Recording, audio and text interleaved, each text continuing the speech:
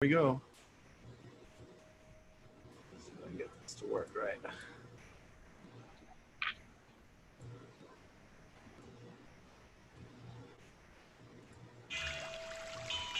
Hey guys, Steve here, Ponics. Today we're going to talk about growing with fishes.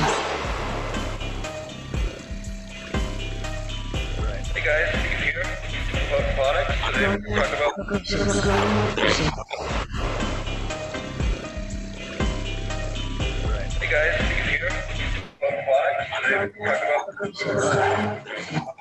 about Sorry about the echo there, guys. Still getting used to the new setup and the new intro setup, so thought we'd surprise you guys with something cool and new, and obviously I need to practice that a little bit more, but that's all good. Thanks everybody for joining us today on the Growing with Fishes podcast. I'm Steve. Today we have the awesome Wayne Justmann, one of my best friends out in Cali. Steve, good evening. How are you? Nice to see you all. It's Yeah, 9 o'clock there, by the way, correct? What's that? You're in Oklahoma, so it's 9 o'clock there? Yeah, just about, yeah. Okay, all right. Yeah, no worries. No, we have sunshine and smoke in our air, and I'm not talking about the good smoke. With all these fires around us, I really have smoke. And Steve, something that really bothers me a little bit, and no one's talking about it yet. Our farmers need to have crop insurance. How many years do we have people that raise these crops and they don't have insurance when they get destroyed by fire? Anyway, some folks in Sonoma are hurting right now, and I got a call today from somebody what to do about it. That sucks. That's a great topic. We'll get into that here in depth in a minute. We also have Roger from I Love Growing Marijuana. How's it going? It's going great. How y'all doing tonight? Great to be on the show. We have a little short, interesting show about the upcoming conference that Steve and Marty are going to put on virtually. It's going to be great. Yeah, apparently I have a Facebook tab open that I forgot about. There we go. No more background noise. We also have Marty. Thanks a lot for joining us, Marty. Hey guys, how's it going? Marty and I are putting on the virtual Aquaponic Cannabis Conference on October 3rd and 4th. We'll have a bunch more information on that soon. But we have some new speakers. Wendy Cronin. Just make sure I get. I'm sorry. We have George Pate will be joining us from Kentucky State University, doing a talk at as well as one of the new speakers. And then we also have, and I want to make sure I pronounce her name right, Cronenberg. Wendy Cronenberg will also be speaking on KNF along with Chris Trump. So they'll kind of do different topics on KNF. It's going to be really awesome. So if you're looking for more information on KNF and aquaponics and what is and is not okay, and then from two people that are really hardcore KNF natural farming experts, you really could. I can't really beat Wendy and Chris. They are really awesome sources of knowledge and really two of the best out there on natural farming. We're happy to have both of them, as well as George Pate, who's going to be giving some pretty cool talks. He's got a lot of really neat stuff that he'll be talking about at the Aquaponics Association conference as well. So definitely be sure to check out both of his talks as well at both conferences. Not everybody knows that Chris Trump has done aquaponics too. We've had him on the show. He's talked about it a couple of times. So Oh yeah, be interesting to see what he brings to the show. It's going to be fun. He's always a great guest. He's been on quite a few times. So we don't encounter a lot of guests that have also done aquaponics. So shout out to Chris. oh yeah. And I talk to Chris at least 2 or 3 times a week. He's a good friend of mine. So. He shares a lot of knowledge. Anytime you need him, he's there for you. Great Oh guy. yeah. Great guy. So Wayne, tell us a little about what's going on. You were just talking about how farmers or cannabis farmers in particular really don't have a lot of options without paying some of these really exorbitant insurance companies, if that's even an option where they are or in their markets. And it's, a lot of people don't realize that these people have no options. Normal farmer can apply for crop insurance, assuming that they're planting on the traditional planting schedules. And these cannabis growers just have nothing that they can fall back on. And not only, I just had contact yesterday, Steve, with a friend of mine who has a dispensary, and they had insurance. And they were one of the people 6 or 7 weeks ago when the melee was going on, and all the robberies here in the Bay Area were going on. And they filed a complaint I've got an ambulance coming by me. Hold on a minute. Not a problem. Anyway, there we go. Anyway, as I said, they had an insurance company. The insurance company won't cover the loss. I mean, we're getting, you know, we in this industry, and Steve, you and I have been around for a moment. We think, oh my golly, you know, this is legal and we can grow so many plants, and no, look at us, we can do this now, et cetera, et cetera. Really, really, for the price that we're paying, our farmers are hurting, our dispensaries are getting robbed, our patients right now don't know what the hell to do, and all, and it's just it's tragic right now. It's really tragic all over a plant, and you and I have discussed that before. All over a plant. And a lot of the medical markets suddenly don't have any more supply once it goes rec, because you know, they immediately push it all to that higher sales point, and then suddenly people that had access to medicine no longer have access to medicine. Is another big thing that happens as well with these regulations. And they're getting pushed out of the way. You know, about 7 or 8 months ago, there was a colleague of mine, Mikey Barbette. I don't know if you know Mikey, who was a champ. Anyway, he was told his time and my time are done. You know, it's now recreational cannabis. Our time as medical proponents of cannabis, et cetera. Well, you know, it's biased now. It's now let's make some money on this issue. Steve, you and I started, we were worried about making sure somebody felt better.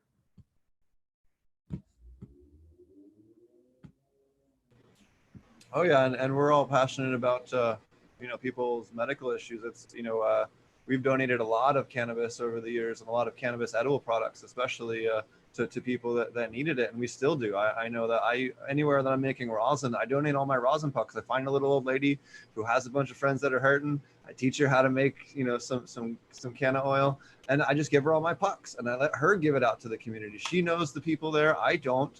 They don't need to know my face. I'm happy to give them their medicine. You know what I mean? Like that's just something that a lot of cannabis people do and have for a long time, and they can't do that anymore if they're having their funds cut off to be able to just provide legal medicine that they can grow and provide it to medical people. Even, you know, you have different testing, and some testing is needed. You know, you need to know if it's you know, has the right pesticides, and if it has mold or things like that. But some of this stuff is getting absolutely outrageous, and they're not giving licenses to people that need them, and people that have honestly been growing cannabis for the, you know, all these years, especially in California. I mean, what's going on in California is out of control. Yeah, I was a friend of mine was telling me of a cannabis or new program that one of our dispensaries have here in San Francisco, and he said, "Well, let me come over." Said I should come and explain the program.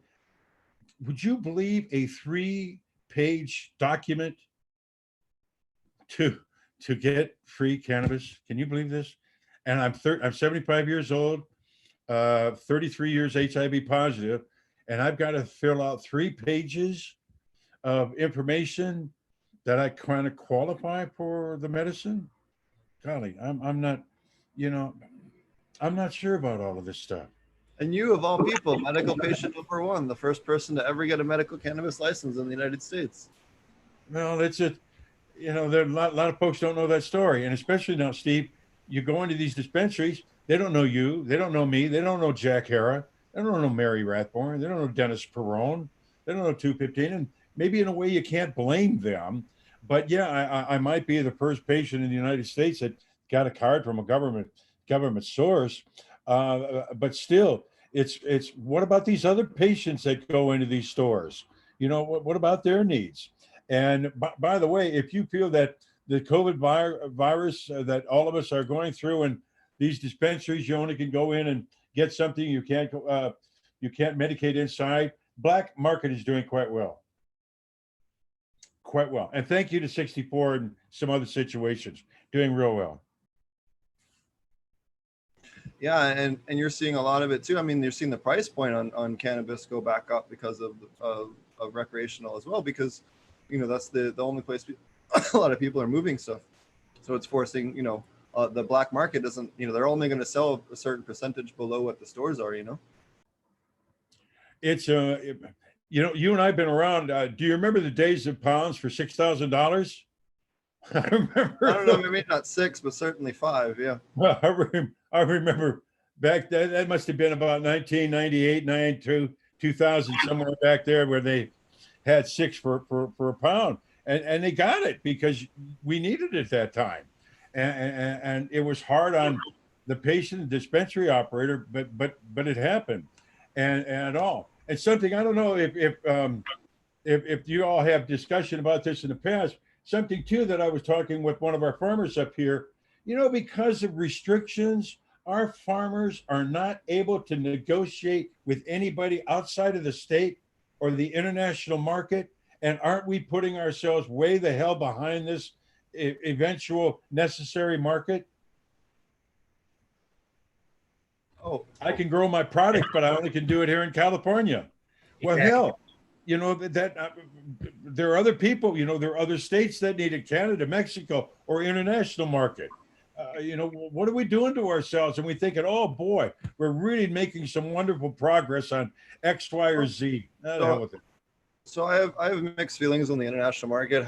As someone who just came back from Africa in April, who is working on a project in Zimbabwe, the way that they look at agriculture, especially medical grade agriculture, really is not to the same standard that we kind of would take it here, as far as making sure that we don't have drift and all that. Like we did at our farm, but we had to literally like pay all of our neighbors to not use stuff we didn't want them to do. And if we didn't do that, they were going to use anything they could to save their crop. It didn't really matter as long as it saved it, right? So you're not going to have the same quality of stuff coming worldwide. I think universally, certainly you will from a lot of producers, but not universally. I also think that, does the United States really want to have producers that can produce at $5 to $7 a pound overseas and to compete with? Probably not. Certainly Philip Morris doesn't, because they would directly push them straight out of the market. And they're not going to affect the craft growers. You think anyone who's going to buy the race to the bottom, 10 pack of joints is going to, could be the same kind of customer that's going in to buy the craft Dem Pure organic? Absolutely not. They're completely different customer bases entirely. So they're not competing with each other in any way. So you're going to have these craft growers that are going to be able to carve a niche out for themselves and just not deal with the rest of the rat race. But, you're going to have a lot of the bigger companies just get straight pushed out once South America and Africa come online as far as production, because the cost that they can do it at is just astronomically cheap. The Auroras and the Canopies are going to not, belong for this world once they get into the game, unless they're part of it.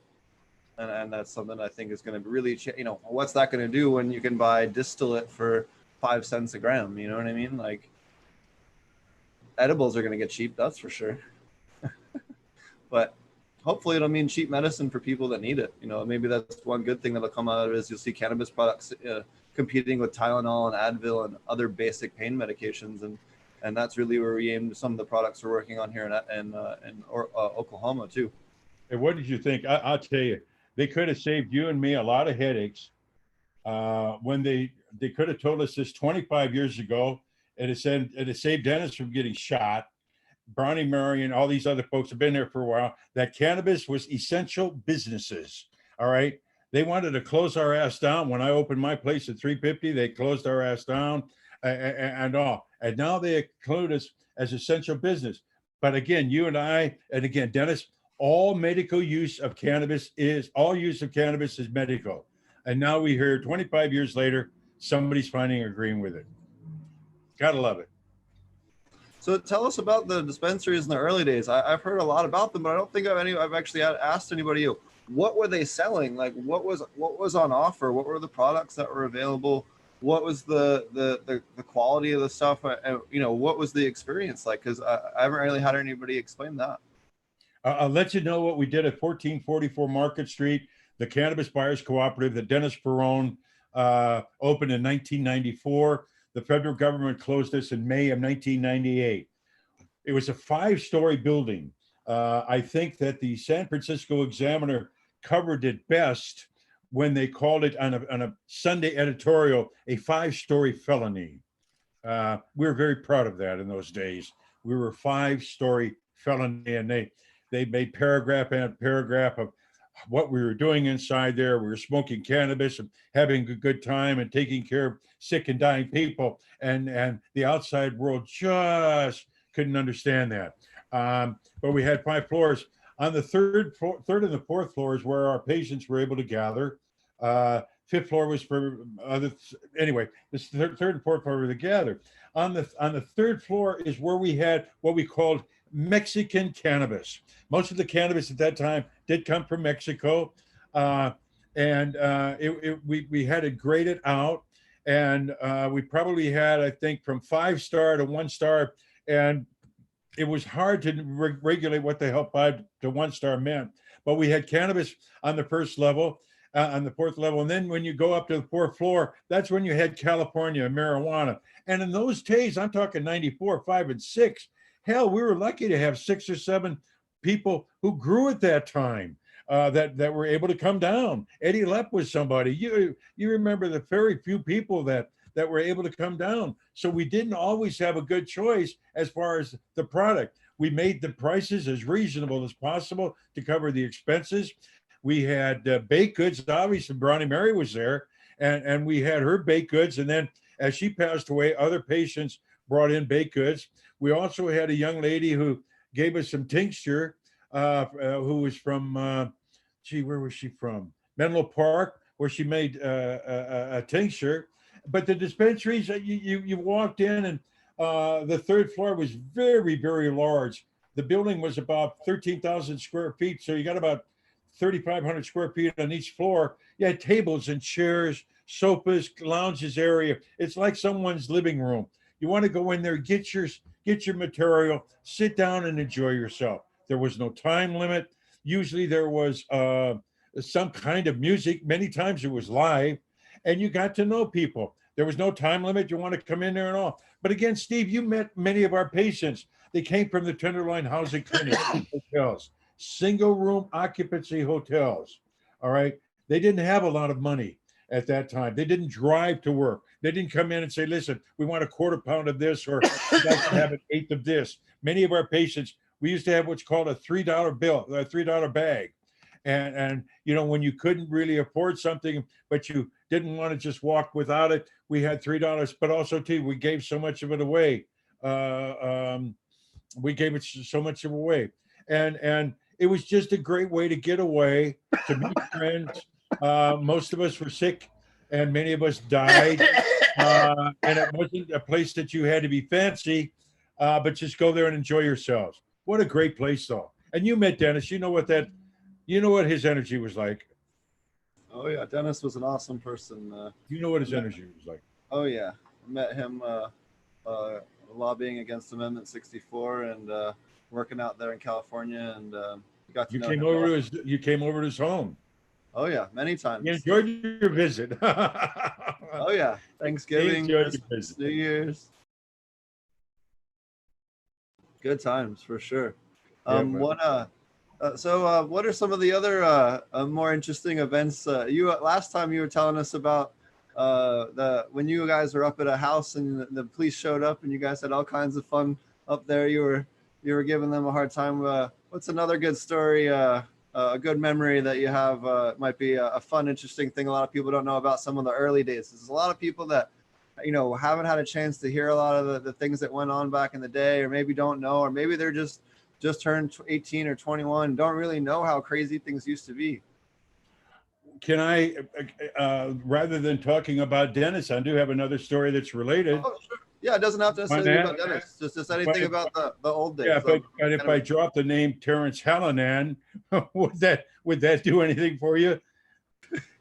Sure, whatever you want to talk to us about.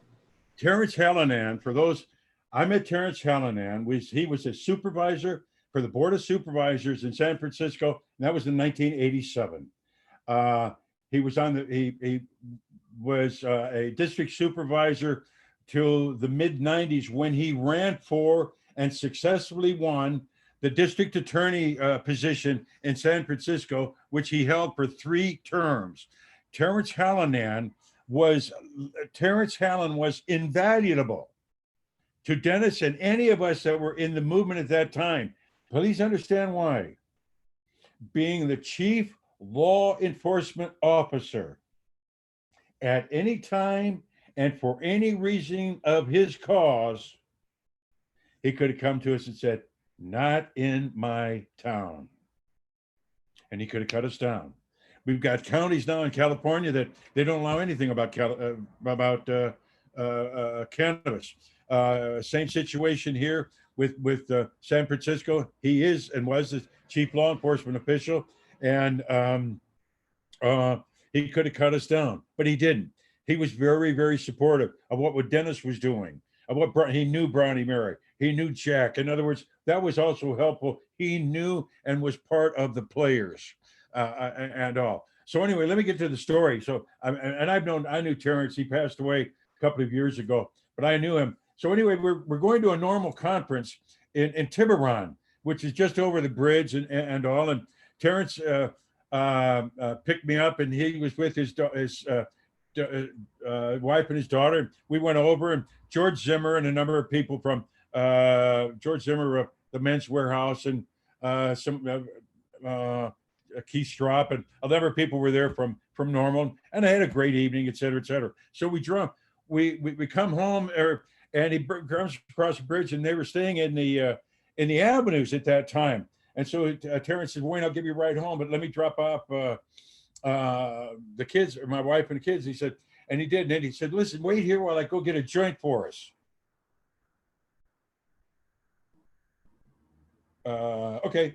So, and he running in here. Now, here's a guy like I've known since about 87, and it's got to be now 20 years. We've known one another. And I'm thinking to myself, let me play this dude. I'm sitting next to the sitting district attorney, the chief law enforcement officer of the city county of San Francisco. He just ran into us. Oh, and here he comes. Just came in. Here he comes. In the door. Wayne, hold this while we get going. Closes the door, et cetera, et cetera. He said, light this thing up. And I'm thinking to myself, I'm sitting with the chief law enforcement officer in California, in San Francisco, in a county car, all right? And he's driving me home, and we're medicating. And I'm thinking, I'll never do this again. I mean, how often does this stuff happen? I can tell that story about Terrence. He'd love the story anyway because he enjoyed it. But there was a crazy story. We were able to do that in those days, only because we were friends. We had great respect for one another. But he respected everything that we were doing in the cannabis community. Many times he came to my dispensary at 350 Division Earl while he was the district attorney. And of course, he came to Dennis's dispensary while he was the DA. What a great supporter. Just a great supporter. But there's a crazy story for you. I got a few others too, but anyway. Hey, whatever you feel like sharing, man. We love to hear about. Again, a lot of people don't know about, how things used to be, and how what was the one that the lady who got arrested for transport was Pebbles, right? Who got for transporting it? Yeah, Pebbles Tribbett and Brownie Mary Rathborn. Do you want to tell a little bit about them and what happened? Well, Mary Rathborn, she was an elderly lady in her 70s when she became active in 1984. She was caught transporting cannabis to her home in Marin. And what she was using the cannabis for was to make brownies for individuals that were at the Ward 5A of General Hospital in San Francisco. Wanted to bring these pot brownies over to these people and make them available. That's how she got the name Brownie Mary. And of course, Steve and Roger and Marty, obviously a dangerous person. Oh, did you ever meet Brownie Mary? She's about 5'8" and just everybody's aunt. But again, she was dangerous. She cared enough about sick and dying people that she made brownies for them. And when she got arrested, she said she gave everybody the bird and said, "Fuck you all," because she did talk like a sailor. I mean, for anybody that knew Brownie Mary. But again, I mean, there are some strong shoulders. You met Jack and Mary. There's some strong shoulders that were here in the 90s that got Proposition 215 off the ground and made medical cannabis somewhat,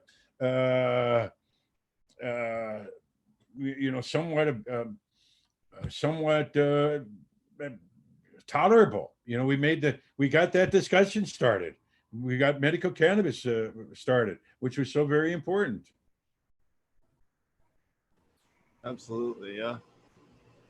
So how is the new provisions? I know they got the new stuff. What's the new license type for people that want to be able to provide for medical patients? The new structure that they passed. They passed Proposition 34. What's the problem right now, Steve? And I think it's all over. It is too complicated to do anything in cannabis right now. That's why the black market's really going well. I've got some farmer friends that are in Humboldt that have been growing for years. They've got some opposition right now. They've got to go to their hearing on Tuesday to see if they're going to get approval. You've got thousands of dollars to prepay for these meetings, many forms to fill out. Then you also become eligible for outside forces to come in and check your facilities, legal people, et cetera, et cetera, et cetera. The same thing with dispensaries. We've made it too difficult for someone to grow the plant, too difficult for someone to dispense the plant, too difficult for someone to use the plant. And this just cuts off any kind of progress that we think that we're going to make. What is it, Tennessee or something like that said that you can grow 2 plants? I'm not sure about that. Can you listen? Doesn't everybody that want to use cannabis want to move to a compassionate state like that? We can grow 2 plants. Steve, think about that excitement. Roger, Marty, think about that excitement. Our government. I live over here in the South. You're preaching to the choir here. Our government. Oh my God. 2 plants. I'll tell you something, Roger. I could be so excited about that. I just might move the hell down there. I mean, I've been in California, I've been in San Francisco 33 years ago, and you know how the liberals are out here. And I live in Nancy Pelosi, I live in her district. So you know how liberal I am out here. And Gavin Newsom is my friend. And also, too, Steve, something interesting. When Kamala was the district attorney out here, I served on her cannabis advisory task force. I got a photo out here. Yeah, so what is she going to do to the cannabis industry? Because I've heard a lot of mixed things that she's not super friendly. You know something? I'm disappointed with what both the Republicans and the Democrats want to do. Mr. Trump has a little bit of a problems with it. Mr. Biden is having some problems with it. And I'm thinking to myself, what the hell kind of opposition is there in D.C. that is pushing against this? Is the alcohol industry that powerful? They are. Is the pharmaceutical people that powerful? They are. There has to be people that are really, really pushing against this stuff. And to overcome this, I'm not sure if this will happen in this administration, but I'm 75 years old. Hell, I thought it would happen. When did we pass 215? 96? What is 24 years ago? Still nothing's happened. Still it's against the federal law. And you and I've got to figure out so many pages to write this shit, et cetera, et cetera, et cetera. It's crazy. Yeah, and I'm not really sure how to move that forward. I'm kind of hoping that eventually one of the two sides will try to put it up for election to try and remove it as a wedge issue, but you never know. But I'm hoping that at least the next administration, whatever it is, will change things up, because I don't think the current one's going to do much of anything. No, and we the people, we've got to do something about it as well. We can't continue screwing ourselves with passing things like Prop 64. We can't do that. That's just, people are anxious to have it legalized, but at what price and at what cost? It's silly.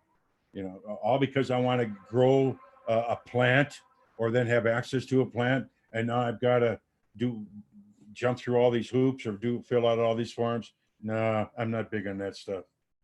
I never have been. So what's the Cali scene like at the moment under the lockdown? Well, we've been locked down here since March. San Francisco, our mayor locked us down in the I think on March 14th. Now, the dispensaries, most of the dispensaries, you can call and they'll have a delivery, or you can call, place the order, and then just go in and pick up the order. You can do that. But there are now no lounges. You can't medicate in there. And obviously, some of these dispensaries, they do not have the selection that they had pre this virus because they can't get it. What things are happening in the farms, et cetera, et cetera, et cetera. So that's a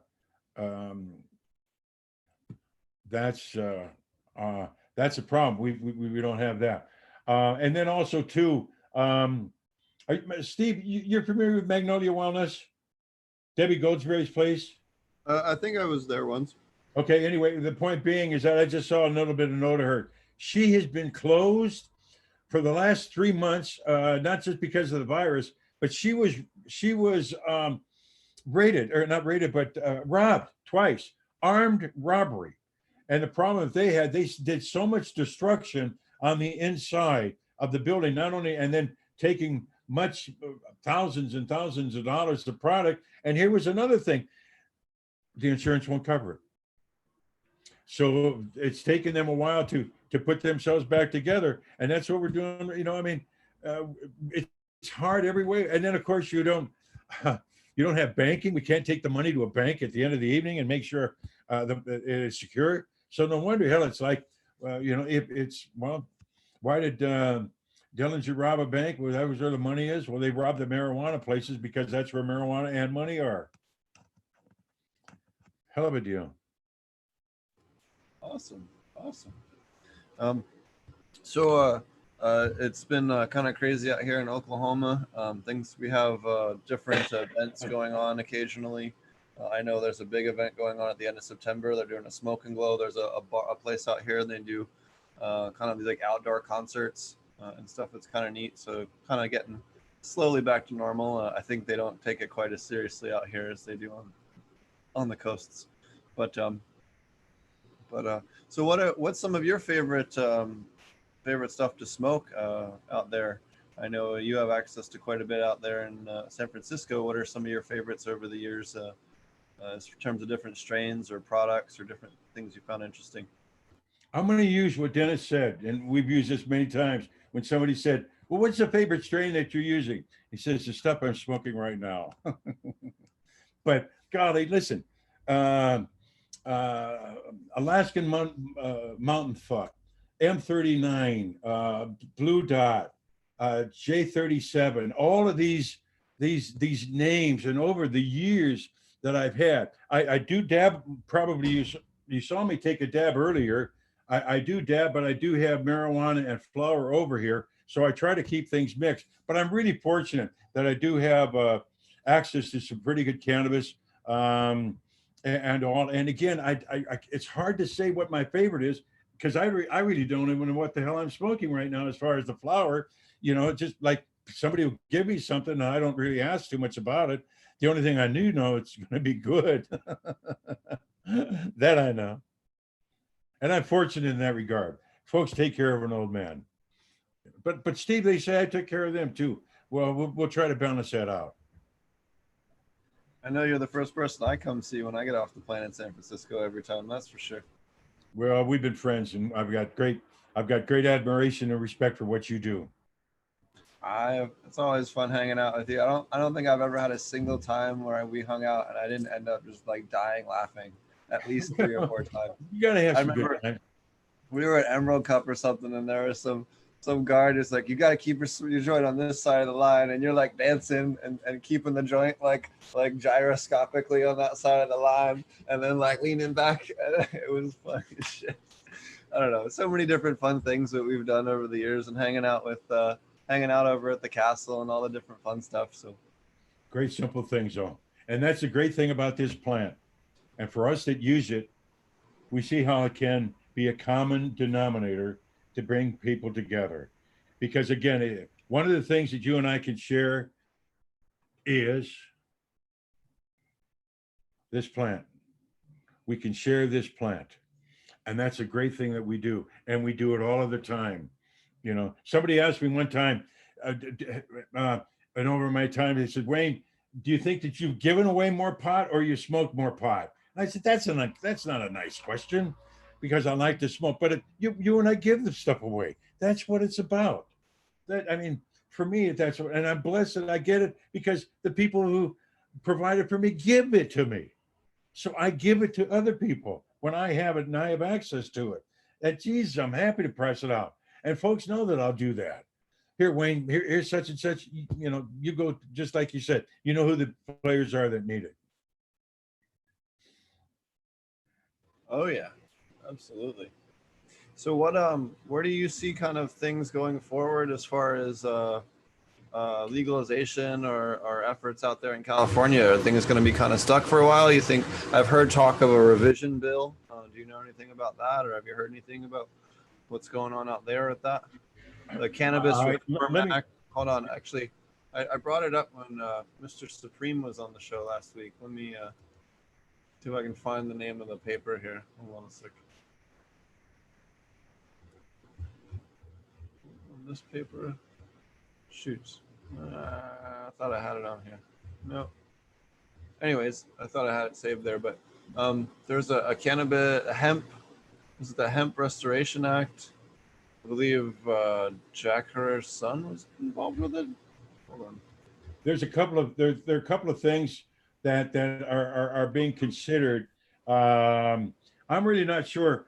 We certainly have screwed things up here in California, but my thought is this: no matter what the hell we do, we have to look at a larger thing. Until and unless this plant is taken off the schedule, the federal government and anyone that opposes whatever the hell we're thinking about can drop that card on us and say it's against federal law.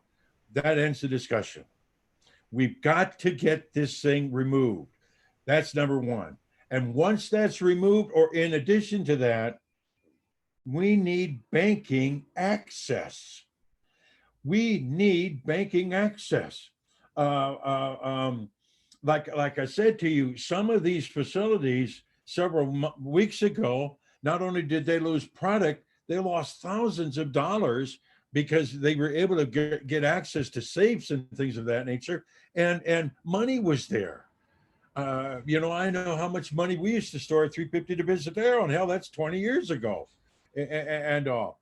But you need to have the banking industry, or we need to have banking things. One, get it the hell out that schedule, and then two, remove banking. Then I believe you can sit down and start talking, because otherwise they're going to limit you on this, and they got to limit you on that. And if you use cannabis for this, you have to do this. Well, come on, everybody. This is a little bit senseless, and we've got to simplify this plant, because it is a very simple plant. A complex as hell, but simple. The only thing you've got to do is get this plant into your body. That's all you got to do. The paper I was referring to is the Cannabis Hemp Heritage Act of 2020, the Jack Herrera initiative. So people you can go to, people use Jack's name, obviously, because Jack's not here to himself to qualify it. So let's start right there with that. That offends me just a little bit as well. You know, people like, oh boy, Jack, that's his name. Well, wait a minute, everybody. You're just kind of using it to draw attention. Yeah. I'm not sure that Jack would appreciate all these rules and regulations. You know, he didn't like it. He didn't like it. Yeah, absolutely. It was one of his biggest things. I also get especially pissed when I see people use Dennis's name as well, especially when I know that they did not get permission. So the website is chha2020.com if you want more information on the bill. The other information I was going to talk about was relevant to what we were talking about is, so there's a lawsuit right now about against the DEA about current marijuana scheduling, and if the DEA loses it, it would be, in theory, immediately descheduled. I don't know what it would do for the penalties around it, but it would deschedule it. And there's a lot of states that say that it will be kept that way until it is federally descheduled. And that would trigger a whole lot of events if that were to happen. Now, the DEA filed to have the motion thrown out, and that motion to throw it out was denied yesterday, or 2 days ago, August 18th. As of right now, the DEA has a current case, and if they lose, that could change everything. Steve, the federal government came in several weeks ago and approached the state cannabis industry and wanted to get a lot of the paperwork on the cannabis dispensaries. They didn't get it because they were illegal, but the federal government wanted to do that. The case is Sisley versus DEA CA9. So if you're looking that up, I can get you more information on that if you're interested. But Susan Sisley, MD, against the U.S. Drug Enforcement Administration. So again, if that goes through, that would radically change how the feds have to deal with it unless they do something to stop it. So we'll see what happens with that lawsuit, because but that's not the first time something like that's gone and happened either. I mean, I can think of at least 3 other times where they've had a similar lawsuit and then just didn't do anything. So we'll see. I wanted to say something, Wayne, and when you meant banking, I think the banking will fall in line once it's decriminalized off the schedule, because that's the only holdup. That's the only reason the banks won't do it now. It's against federal regulations. So they're insured by the FDIC, which is a federal insurance company, and that's why it absolutely won't happen till it is descheduled, like you said. But I think that'll be the easy part. I think the descheduling is still going to be the toughest road. Yeah, point well taken. Roger, point well taken. Really. Yeah. Really. I think once you get the feds out of the way, I think everything else will kind of fall into place with less problems. Right. Because look how fast everybody, when they legalized hemp, even though I'm not going to get sideways into that clusterfuck right now, but when they legalized hemp, everybody and their brother jumped on that. It changed. All these people that you'd have never thought smoked pot or anything are growing hemp. They're hemp farmers and big on it, and even talking about cannabis now, where you never would have seen them. What are the hemp farmers doing with their product? Well, the interesting thing, since you asked, the interesting thing here is the SLED, the South Carolina Law Enforcement Division, they decided that hemp flower looked too much like, THC. I call it all cannabis now. I refuse to. It's the same thing. One's got a lot of THC and one doesn't, or it could. But they've got it so limited down to 0.3. They said by next year they're going to be totally federal. All the states are going to try to follow the federal laws. So now we're screwed again, because 0.03, you almost cannot grow it to full harvest and be below 0.03. In fact, I talked with the owner of the cherry wine strain, which is one of the most popular strains of hemp across the country, and he told me that theirs tests out at 0.05 when it's mature. So it's all about when you have to test. So what we've had to try to get back to your question is we've got a friend of the show in North Carolina, and I've been working with farmers here in South Carolina, and the problem is that they outlawed flower for sale in like the head shops and all. For a while you could go get hemp flower, but the SLED, like our state DEA, has they were allowed to get into this agricultural commodity and make the rules for the Department of Agriculture. And so now it's so stringent. I actually went for a permit and I decided not to grow it. I said, I'm not growing all freaking year, so I have to burn my crop at the end in the fall. So we're looking at it again. We may go into the seed and fiber industry. I'm not sure, but it's hard to sell it. Our friend in North Carolina, he's a better example for me to talk about, because he's been successful for years. Already sold a big farm, and they're in the process of they've got their new one bigger and better up, and it's expanding all the time. But they have to actually sell their flower out of state, because they can't sell flower in North Carolina either.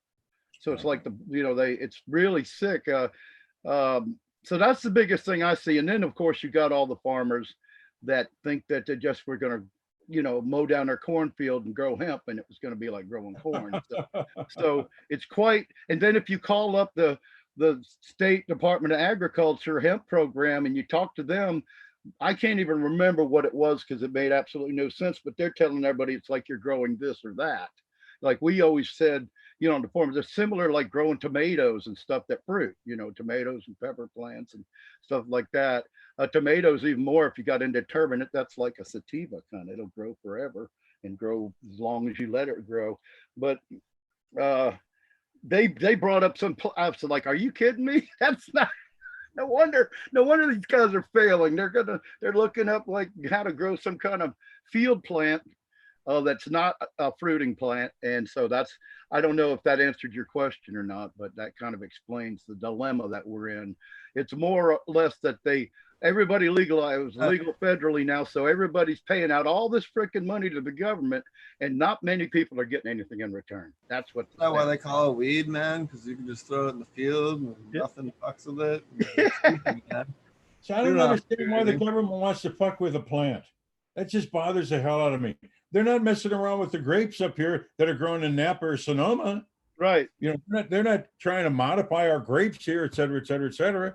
And do you want to, it's too, the THC is too much or too little, or CBD is too much or too little. Let the market decide all of that. We don't need the government to have more restrictions. What the hell is wrong with us? What are your thoughts on zoning laws around CBD and THC to prevent people from getting pollinated? The laws on what, please? Some people have proposed zoning laws. I know in Oregon, people really like to debate this one about, you know, putting CBD growers into certain zones if they're going to do outdoor in order to prevent pollination to medical growers. We've got to protect the grower. That's number one. Whatever can be done to protect the grower. I'm a farm boy, born and raised in Dubuque, Iowa. When I looked out my bedroom window, and I think I told you this, I watched cows grazing and corn growing. So I understand what it is. And I think that's one of the reasons why I got a college degree and got out of Iowa. Being a farmer was not all that easy in those days. And I'm talking in the 50s and the 60s. But I don't think that we need all these regulations and restrictions. But we must protect the farmer. We got to protect the farmer. So whatever it's going to cost, that's reasonable for the farmer. I don't want outside people to decide these things.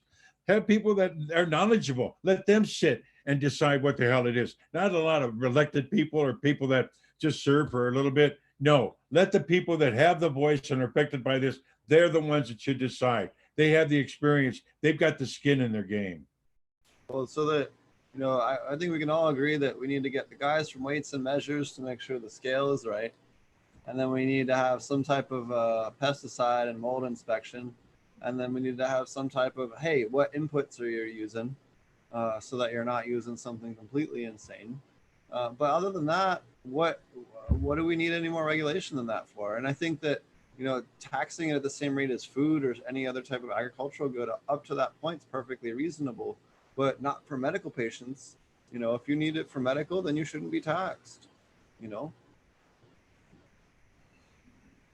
No, well, a lot of times you'd be giving the medical patient medicine, so all the way around there shouldn't be any tax because there was nothing bought. Well, yeah, well, absolutely. But I mean, at the end of the day, the state's got to make something. And plus, at the end of the day, we have to pay the guy that comes and does the inspection for the mold and to make sure that it actually is clean for the patients. I'm okay with just a base tax, something reasonable, just to make sure that the system can be self-funding, right? I'm not opposed to that. And maybe that I'm a little bit out on that, but I think that I'm okay with it if it just pays that guy's salary and the other regulatory people that are required to, you know, just keep track of it. But and I'm absolutely okay with them cracking down on people that are, you know, if someone's using micabutanol on it, they should go to jail. You know, I'm okay with that because they're poisoning people. But at the same time, you know, but they should not be.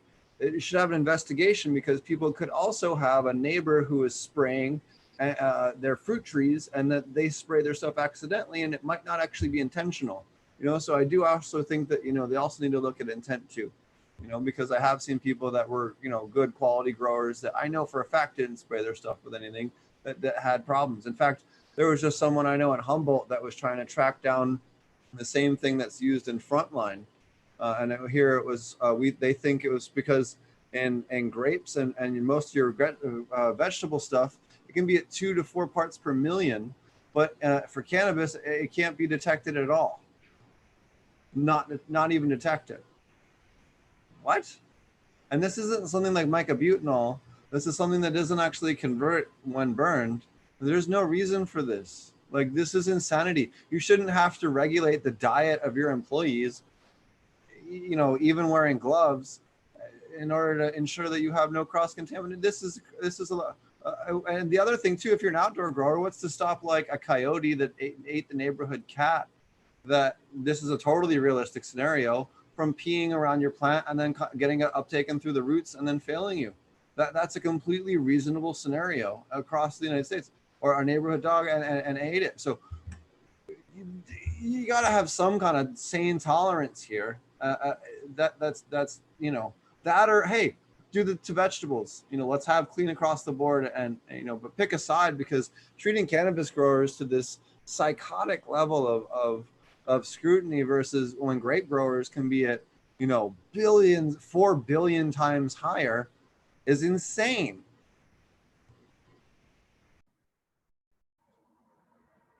On something that's not even dangerous. That's something. Proposition 215, written in 1996, says that with the doctor's oral and written recommendation, you can cultivate and possess cannabis. 251 words.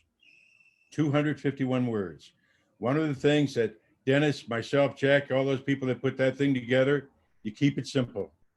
And I believe right now, the problem that our government is having, I hear that, I read recently that the state of California is really upset. They're not getting the tax revenue that they had anticipated, several $1 million that they're out. Well, hell, you've made it so difficult for people to grow the cannabis and dispense the cannabis. You've made it so difficult. And then you wonder why the black market is doing it. You keep it simple. There's no reason why I as a patient, 33 years HIV positive, 75 years old, that I got a 3-page form to figure out before somebody can give me cannabis. Oh, I don't understand all of that. No. I need it. You give it to me or you don't give it to me.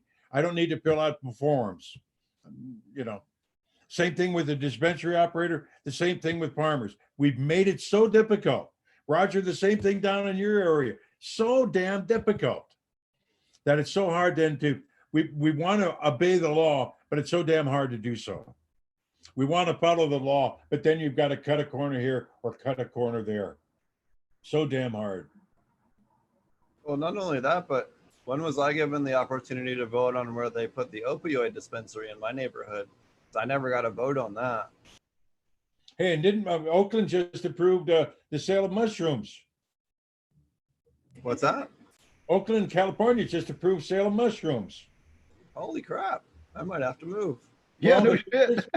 The thing of it is that, but I don't know where they're stored, what their things, et cetera. If there are stores where you can buy it, et cetera, et cetera. But it was approved last year in a vote. Yeah, probably a wormhole. No, I'm just kidding. Yeah, I don't know, my friend. So what else is anything? You know, what are your predictions on the end of this this virus scenario? When do you think they're going to open back up out there in Cali? Let me see. We've got about 10 more days of August, September, October, November, 4 more months. I would not be surprised if they canceled Thanksgiving and Christmas and New York and New Year's. Wouldn't be surprised at that. I wouldn't be surprised that wearing a mask is going to be required or suggested probably through the end of this year.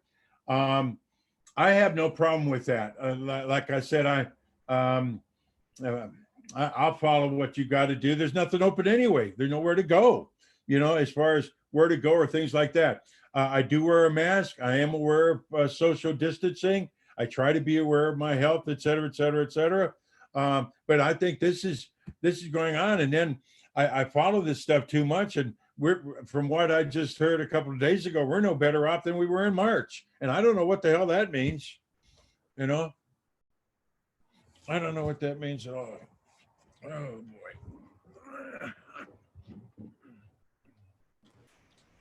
I got to hear what our Savior's going to say. What are you puffing on? Huh? What are you puffing on today? I'm I'm doing some dabbing. I've got some wax here. Amy Fisher, you know Amy? You remember Amy Fisher, the Traveling Hemp Museum? Yep. Anyway, I've got some dab material here. But Biden just came in to accept his. He just accepted it. All right. So the audio from that could flag our video. So I'm not sure if you want to maybe just turn it down just a little bit so it doesn't come in on that. Yeah, I'll catch all of his. I just you gotta wanted go, to hear that's what they. No. I just wanted to hear what he may or may not say, and it's going to be the same old shit. And I don't know what difference it's going to make anyway. Anyone but Mango Mussolini, right? Hey, Jesus, I don't know. It's all crazy. I think that's my favorite name for him by far.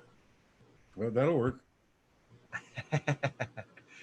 I don't know, man. After they screwed Bernie, I got thought long and hard about voting Green, but we'll see. Anyways, so what are your hopes for kind of next year? You got any plans going for the future? What do you think things are going to be? Where do you kind of see the cannabis they canceled the Emerald Cup already. Yeah. All right. So what I'm saying is that I'm looking at no formal activities for cannabis of any event, social gatherings, expos, or anything of that nature, probably through the end of this year. That's 4 months: September, October, November, December. I don't anticipate that until and unless we get these numbers down, which our government says we have to. They're going to hold us hostage. You know, we're doing this to ourselves by going out and having parties and not taking care of one another. And then what's happening in these restrooms and things of this nature, you know, we're doing that to ourselves. Geez, I walk by in San Francisco when I'm out and about, and you see these boarded up businesses, and on the other side, they were broken windows. You know, I think, what the hell, we did this to ourselves. You know, anyway. But I don't see a lot happening until it's probably till January, February, and unless we really do something about it, and then also too what the results of this election will be, and all. And either way, I'm not sure what the hell difference is going to make. We're just take it one day at a time. That's all we can do right now. At least it's what I'm trying to do. I'm getting old, Steve. Jesus. I thought, anyway. Your second coming of what you said, everybody saying it was just as bad as March, is because there were too many poor leadership in the idea that we should take precautions, and too many people, about 48% of the country, thinking it's their free right by the Constitution not to wear a mask because they don't want to. And 52% of people, this is interesting, 52% of the people who were polled will not take a vaccine even if it comes out. 48% will take it, 52% won't. Think about that shit. And that's the same thing. That's the same thing. How many people will wear a mask or will not? Because it's my right to wear a mask, or I don't have to wear, I don't know. And again, as an older man, I'm not sure what the hell to make out of our society. I do know this. If we think that we're all that smart and we're all that progressive and civilized, either you're fools or you're a damn liar. Mm-hmm. Right. I know that after my sister almost died of the flu shot, I think I'm definitely would not get it, at least for the first 4 or 5 years. I would get it once I know that it's safe. Once people aren't dying from it, right? I'm not going to be one of the guinea pigs on the vaccine. Yeah.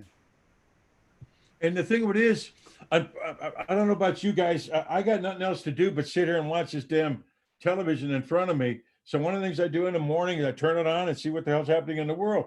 But with something else you guys realize, to wear a mask or don't wear a mask. I've seen experts on both sides. To do this or not to do this. I've seen experts on both sides. In other words, you can be just confused by experts on both sides. I think Disagree it's with the one.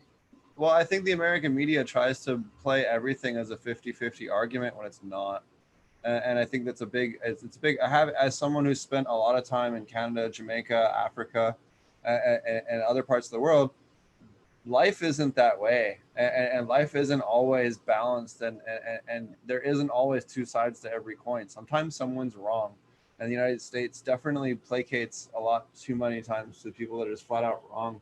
I'm not saying so much in any of the cases that you were citing, but I'm saying just in general, they'll often give credence and make something seem more legitimate than it actually is, just to try and say that both sides are equal or both sides are whatever, and it's just not, and they need to stop. It's causing problems. But there's an interesting.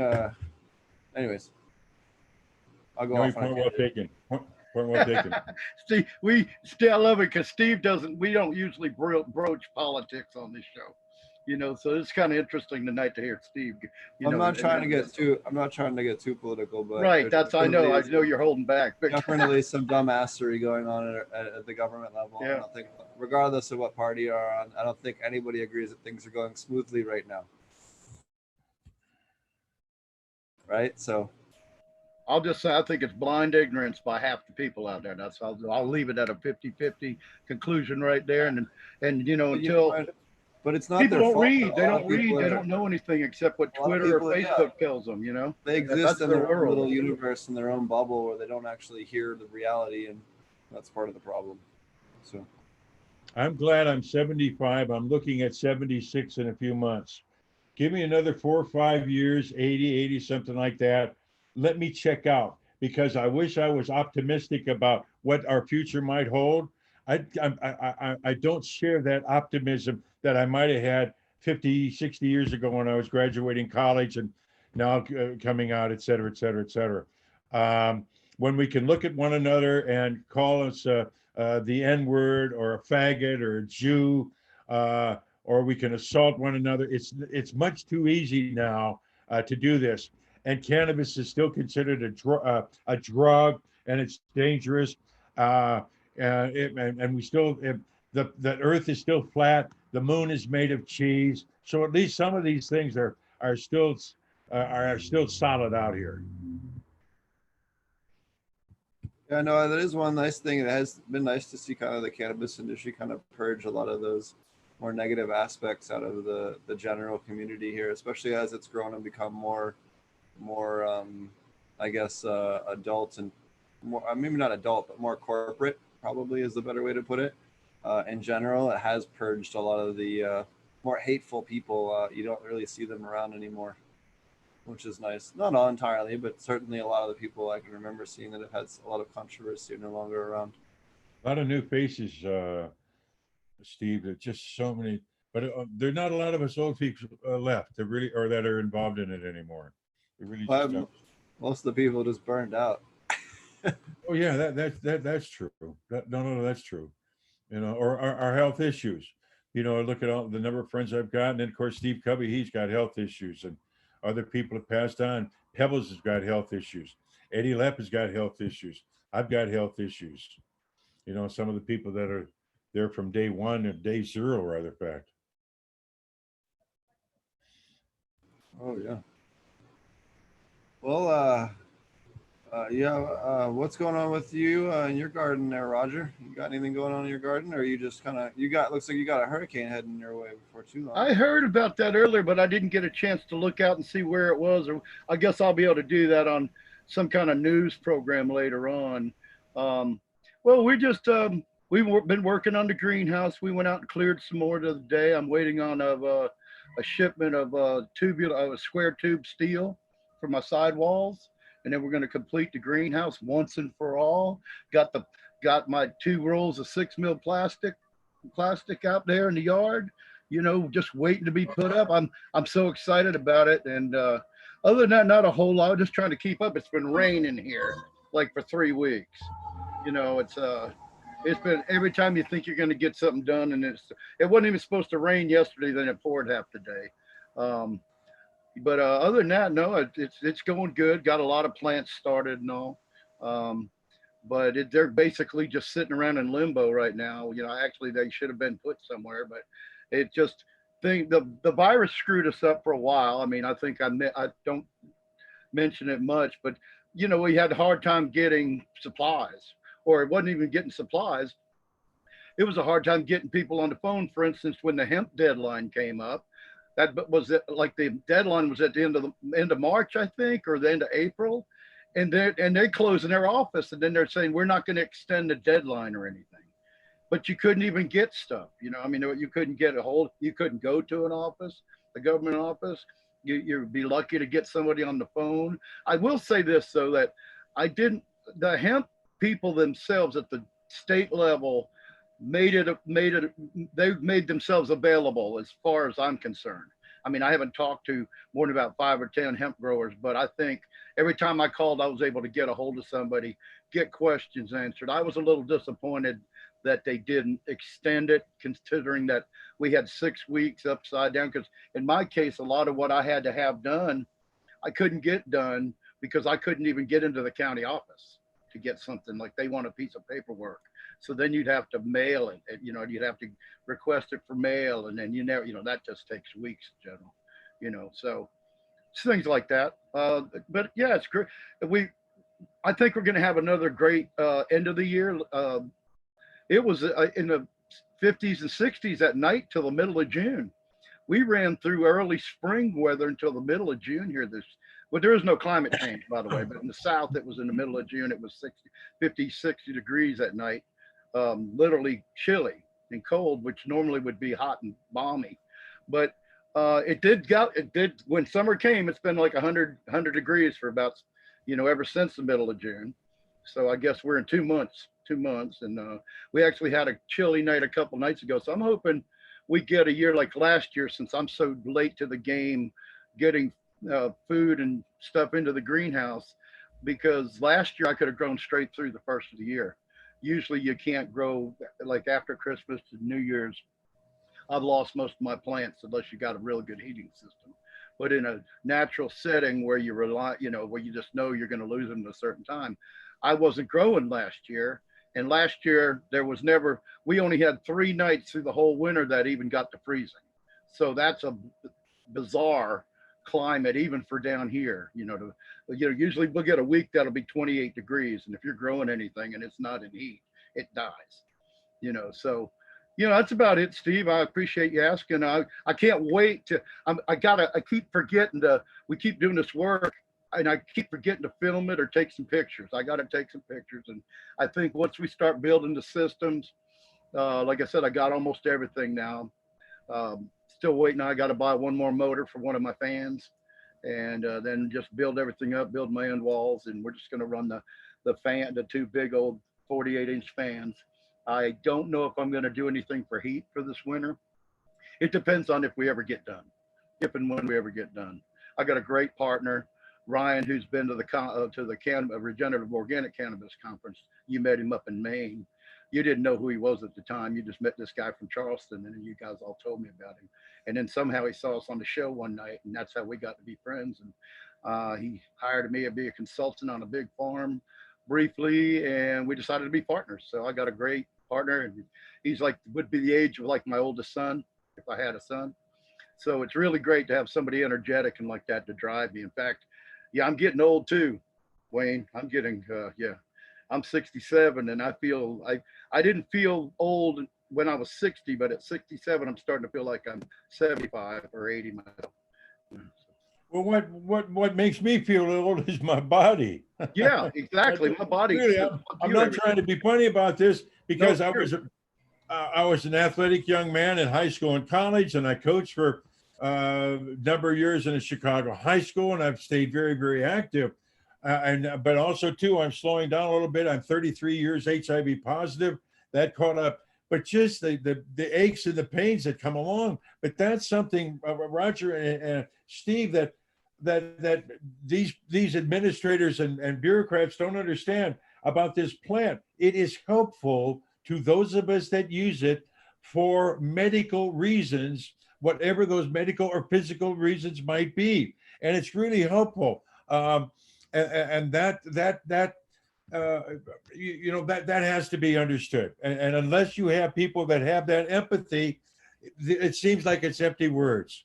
It just, to listen to people that have no empathy or no understanding, you can have the greatest argument in the world and still come out on the losing end of the argument. Yeah, or at least not accomplish anything. Exactly. Anyway. Exactly. Yeah, but I know you're right. It's the body. It's like my back and hips. They just, and even my, like I was an athlete. I was a scholarship baseball player. I was off scholarship to the Citadel, but I had enough of military, so I kind of bypassed on that. But yeah, I always was athletic myself until about, in my 50s, and I started getting, well, I call it somewhat laziness, I guess. There was nothing to do. When I moved out here in the country, it's not like when you're in the city and then now I can't drive. So I'm stuck on the farm. I don't get to go run around and hang out, or of course I wouldn't right now.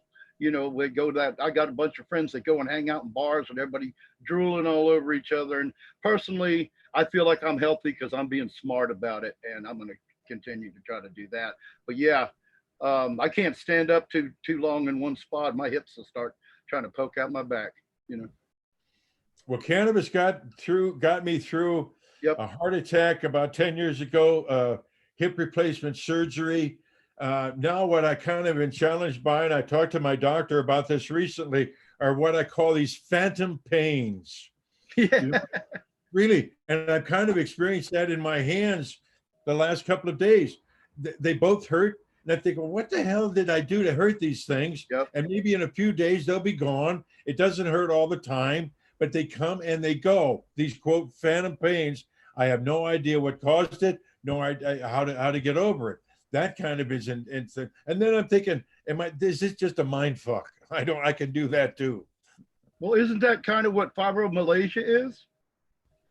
Yeah. I have like these pains that can't really tell why, but they're there and they're real. And I have suffered neuropathy, both hands and feet, because of being HIV positive. That's one of the side things that I've had experience is that. But these phantom pains are in different parts of the body.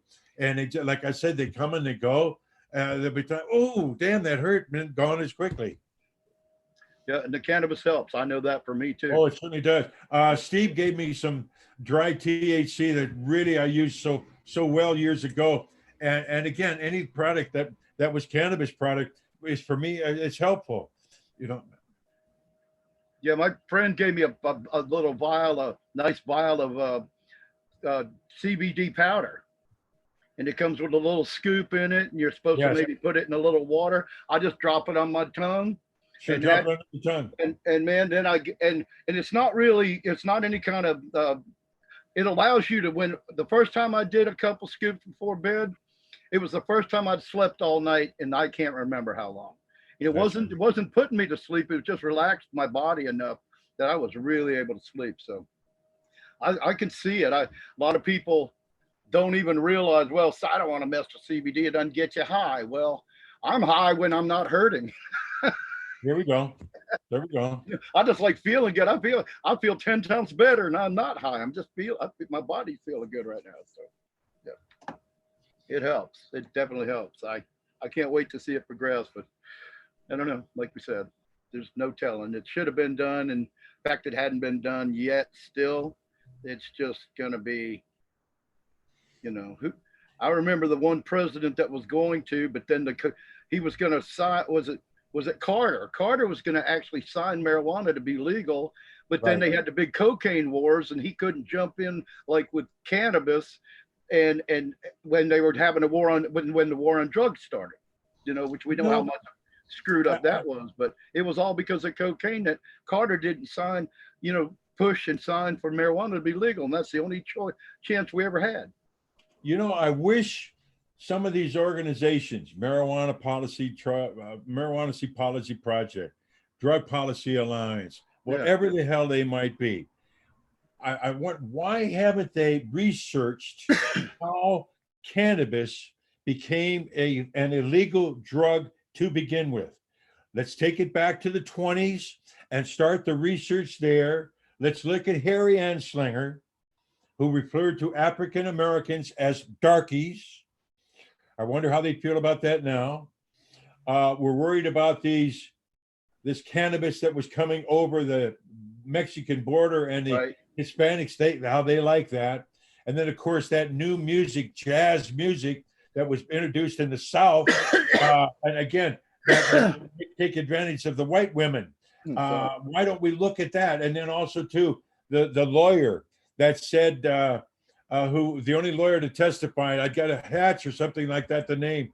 He said that he took a couple of hits of cannabis and he flew around the room like a bat. Now, I'm going to tell you something. When I heard that, I thought to myself, everybody that I've ever smoked with, everybody that's ever given marijuana to me or I've given it, I am pissed at every one of them. Because you didn't get to fly around like a bat? Exactly right. Exactly right. I pissed at all of you. You've never given me stuff that allows me to do that. I mean, it is so senseless. And I'm thinking when we see what prohibition didn't work and why they had to do all these other things, it's an argument that I think could be disabled. But we had some researchers just take this shit apart on how silly it is. And then that also too, well, why, if it was such a bad thing in the 30s, why are we expunging all of these records now from people with minor possessions and cultivation products? Why is that being done? Well, I have a theory. It's not being done for medical reasons. No, I have a theory. Well, first of all, back then it was all lies and propaganda, and the name marijuana was meant to go with Hispanic nature of their argument that crazy Mexicans and like you said, darkies are going to be coming and raping all the white women, and that's basically part of it. But I'm going to tell you what my theory's always been: cannabis would have taken over the pulp and paper industry, the pharmaceutical industry, the fuel industry. There's all the lubricant and all of that, and all those industries, along with the fact that, whatever reason, other reasoning, but it was all that propaganda by these corporations. Even William Randolph Hearst, who was a big newspaper guy and pulp and paper and made his own paper for his own newspapers, he was part of that. You also had the patent of petroleum-based plastics, was also in 1918, right around the same time. Right. You also had a lot of turmoil going on in Mexico. So you had a lot of people that were just fleeing legitimately fleeing war or fleeing war-torn areas just so their kids weren't getting shot at and stuff, like legitimately, that were fleeing back to the United States, that, they had to find a way to try and kick out. And a lot of them use cannabis as medicine. Hey, and also too, this is down in your area of the country. Eli Whitney, just remember when he put the cotton gin together. What a difference that made. And you're talking about the 30s, 40s, and 50s. You look at the Rockefellers and what they did with the oil, and the Pullmans with the railroads. All of these big people who were putting these money grabs together, cannabis was left out for any kind of particular reason. But again, it was associated with Hispanics and darkies. To me, that's what's again happening today. The pulp and paper company and the pharmaceutical companies and the fuel or oil or whatever is the plastic, they don't want it because it will compete with them, and then people would actually see, like, we know that it's 6 times as strong as cotton. So you can make jeans out of hemp if they ever figure out how to make it not itchy, which I think they probably already have. I mean, pretty sure, but hemp looked like a sack for a long time, hemp clothing. But I think we have the technology to do something about it. But I still say it's the same thing. They don't want hemp to be, well, now hemp's here, so they're not going to really stop that anymore. On the cannabis side, well, that goes. Even though hemp also does, it goes against the pharmaceutical companies. And my thought's always been for decades is that as soon as the pharmaceutical companies figured out how to do it, or they get some kind of license so that it restricts what the Americans can, American citizens can do with it, then it would be legal overnight. But see, they haven't figured out a way to monopolize it because everybody's got it. It's kind of, you can't really legalize. We've talked about that on the show many times with some of our experts in, in the generic footprints and stuff like that, and who owns what, as far as what's our, I hate that I can't remember his name, but what's our cannabis lawyer's name, Steve, that was on the show talking about Dale Hunt. Dale Hunt. That's right, Dale. Dale's been on 2 or 3 times, and talking about people being able to say a strain is theirs, having a copyright. So the fact that the pharmaceutical companies haven't been able to lock that down, they're, I'm sure they've tried, and I bet you there's tons of cases where they were tried, but that's my opinion real quickly on all that. I don't think it's guesswork really. It's a matter of one industry not wanting another industry to become, viable. We can shoot ourselves in the foot. We're not as grand a society as we.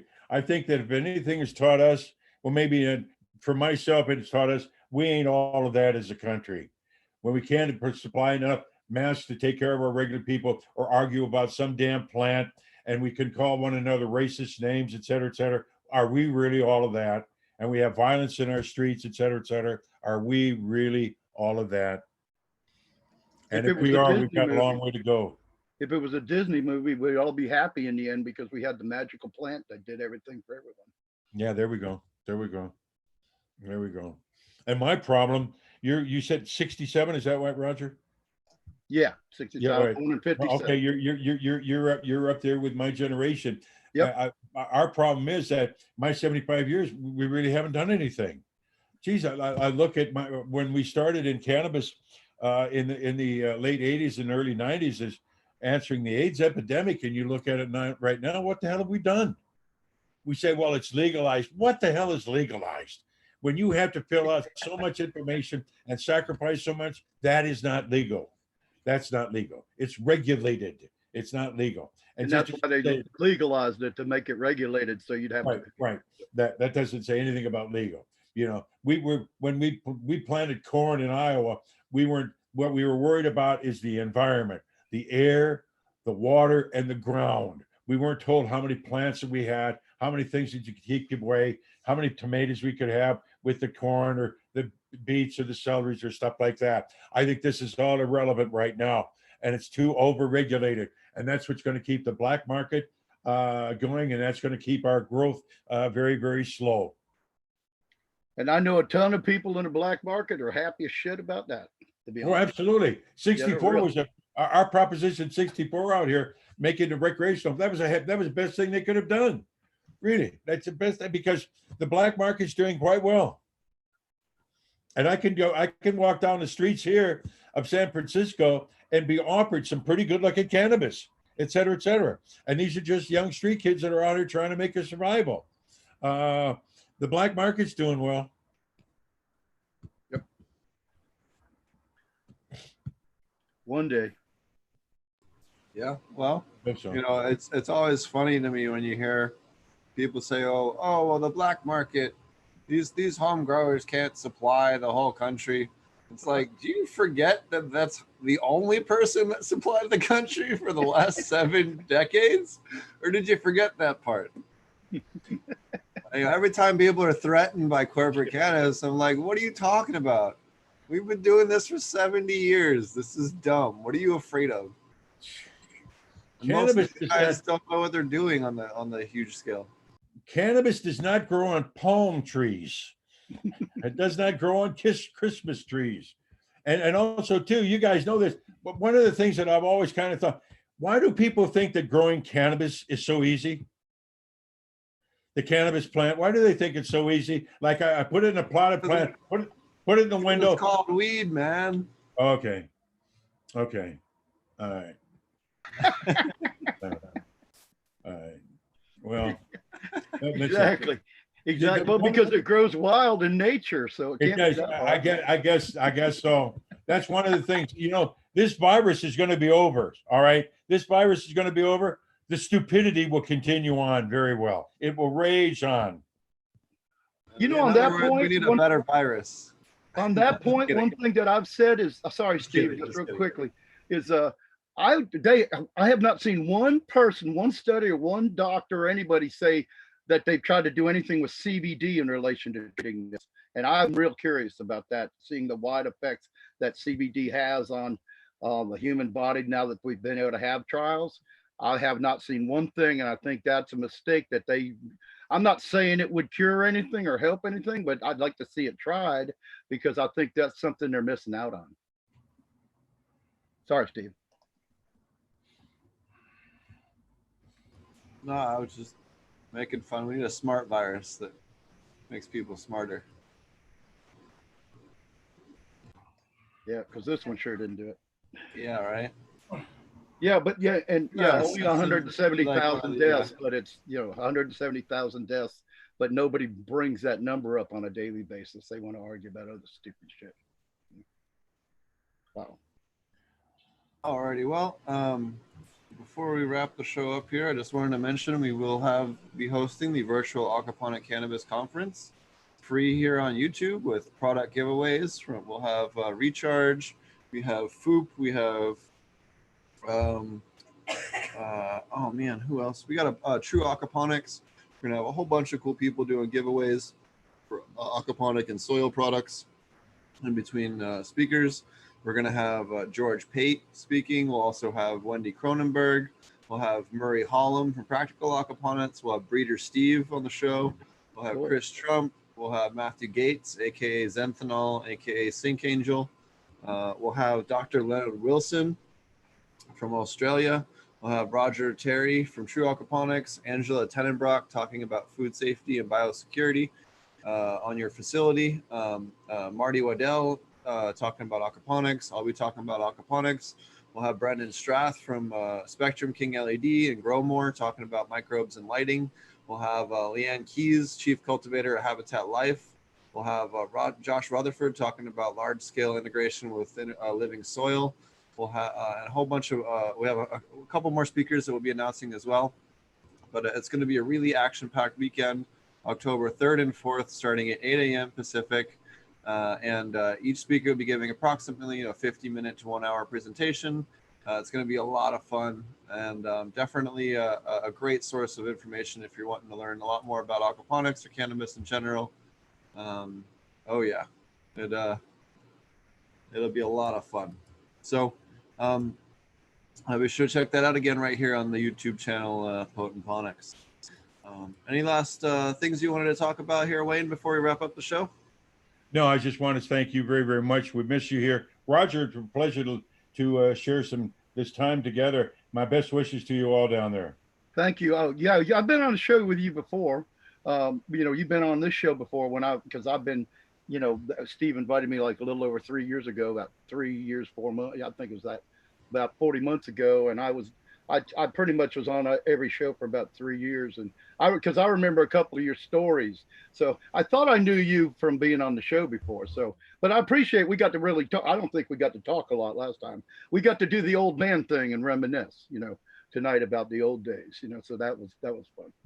They were good days. There were necessary days to lay down a wonderful foundation. And there were a lot of wonderful people that were involved, and also to the patients that gathered the signatures and really occupied cannabis and made the need of medical cannabis. Understand, if we didn't have people that didn't need cannabis for medical reasons, they were HIV positive or cancer or something like that, we'd have been no better than drug dealers, But our cannabis went to people who were like I said, in 215 days, oral or written recommendation by a doctor for it. A lot of people live in a better quality of life because of you guys. So thank you guys for doing all that back in the day. I have to admit though, I'm very selfish. I was diagnosed in 1987 being HIV positive. I'm doing it for a selfish reason. I need access to cannabis. I mean, that's what motivated me. And then what's also helpful, if I get it, that means a lot of other people can get it too. So I'm happy about that. Well, I also want to congratulate you on soon, if you make your another 5 or 6 years, 44 decades of surviving with HIV when it was a death sentence in the beginning. So it was. And you know something you're here now. A side note of that, Ken Hayes, who used to be at Champ. I don't know if you remember him. He's down in Argentina right now doing some medical studies. And I had a couple of other doctors. You know, I have been pumping in viral antivirals into my body for about 33 years now. And they were saying that maybe there has been, for some of us that are HIV, that we may have built up some kind of immunity. Now, I'm not saying it's natural and it's all bottom line, but it certainly does make a little bit sense because I don't get a lot of colds, and I have not had the flu for quite a while. And as I say, I just wonder if these antivirals that I've been blasting into my body every day, I wonder if they've been up some kind of immunity. It's interesting discussion for us. It should be the way to find out is you need to know if it stores in your fatty tissue, like say bee toxin that stores over. There we go. Sure. It's got to store in your fatty tissue to make, like bee pollen. Most people don't know they say, I'm not allergic. You're not allergic till the day you get stung and there's too much toxin in your fatty tissue. And then you have your anaphylactic, which happened to me, you know, so it's fatty tissue. If it stores, it can last forever because just like that, never leaves your body. Wasps and hornets and bee toxin never leaves your body. So how do people find out more information about you, Wayne? You know something, on my Facebook, I'm very limited on Facebook, but if someone wants to Google Wayne Justmann and enjoy the reading, that's a very simple way to do that. I do have a Facebook under Wayne Justmann. My email address is a simple one, Wayne Justmann, all one word with 2 N's, JUSTMAN at mac.com. Easy way to get a hold of me. And if they've got questions or comments or just want to bullshit about anything, I'm it. And also too, if they want to dab and get high, I'm even their better man. It's you and I have dabbed and gotten high before. We'll party. Oh yeah. We'll look forward to seeing you again probably next year, given all the travel restrictions. But definitely we'll get together. We hope so. And I got to get down to Oklahoma and visit and see what the hell you guys are doing down there too. Oh yeah, man. We'll give you the royal treatment when you come down for sure. I appreciate that so much. You guys have a wonderful evening. Thanks ever so much for being part of this. Thank you, man. Thanks again, man. Enjoyed the hell out of it. Really pleasure having you. All right. Bye-bye. Take care. All right now. What about you, Roger? How do people find you? Well, you know, I still running the forum, cultivation forum, and all at ilovegrowingmarijuana.com, and I've got a new thing I'm doing right now. I'm not sure which name I'm going to use, but I am going to be opening up well, I had this before I got hacked, and I was shut down for years before I got my databases back. But I'm going to be opening up my own grow store, which is pretty much going to cater to natural farming and aquaponics, so that things that you would use and that kind of deal, or hydroponics, either way, because it's all hand in hand. I'm going to be catering to that. I'm not going to be the kind of grow store you go and buy a bunch of nutrients, although we will have minerals. You know, I'm sure. Well, Steve and them are already kind of doing that. I hate to be, but I've been wanting to do this and trying to do it for a long time because I make my own hydroponic nutrients, you know, largely out of fatty acids and some other things. And I learned that from a guy that was the state builder in South Africa and Kenya back in the day when he was living in Africa. Now he works for Canon Nutrients, but he taught me how to make nutrients by combining all the minerals and what, you know, and of course you can look up anybody interested in doing that. All you have to do is look up and see what minerals of what capacity of every mineral, like strength wise, that you would need. But then if you're going into aquaponics, it's a whole different thing because aquaponics uses a much lower parts per million across the board. So it's a little different, a lot different in that respect from hydroponics. But so that we're going to be doing that. We're going to have a little grow store so that people that want to do OHN or anything like that, they won't have to go out and go search for all the stuff. They'll be able to get their jars and they'll be able to get their funnels and all that kind of stuff, you know. So that's about that. That's how you find me. I love growingmarijuana.com, and Facebook, Roger Latewood. You can always look me up on and friend me on. If you do try to friend me, Yeah, I don't know if you can make a note I think when you friend somebody, you can actually send them a message. I'd love it if you tell me, because I don't like friends from everybody. Sometimes you don't know what their motives are, but if you do want to talk to me at all about it, any kind of farming or any kind of building of anything, structures or systems, I'll be glad to help anybody out. Just put a message, send me a little private message and say, hey, I asked to be your friend, and this is where I'm from. I saw you on the podcast or whatever, and that'd be it. That'd help out a lot. Be cool. Alrighty, well, it's been a fun show. You can find out more about me at potentponics.com, YouTube, SoundCloud, iTunes, all the different places. And we will have the virtual Aquaponic Cannabis Conference October 3rd and 4th right here on the YouTube channel. Marty and I have been also plugging away. Now that I have, as you guys have noticed, a proper internet connection again at the new house. Yes, 5 acres here, man. It's dope. We're going to set up a nice little greenhouse in the back. It's going to take some time because I got a lot of stuff going on, but we'll have a lot of time and a lot of cool shit going on. I'll be able to actually have a grow again, and pretty stoked. So pretty stoked indeed. Anyways, we're going to wrap up the show. You can check out Marty AP Meds, and we'll have, hopefully before too long, the commercial class. So alrighty, catch you guys again soon. Cheers. Good night, everyone.